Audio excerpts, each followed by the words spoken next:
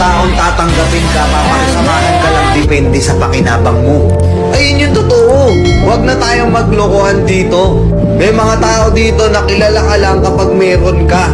Pero pagka walang-wala ka, kapag dapang-dapa ka, kahit anong naitulong mo sa kanila nung meron ka pa, once na ikaw na yung bumagsak, hindi ka na nila kilala. Diba?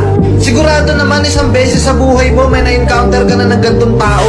Ang kakapal ng mukha.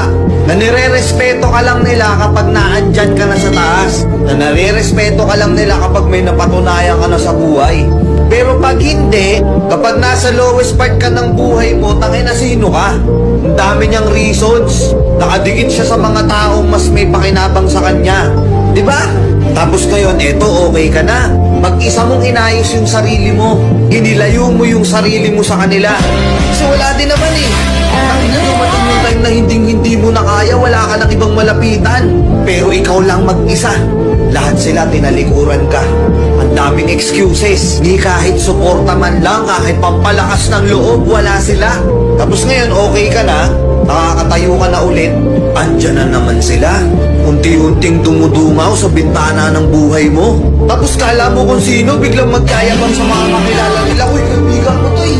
Kilala ko to, kasama ko to eh. Matagal ko nang kakilala yan. Tangina, kala mo, bakterya ko.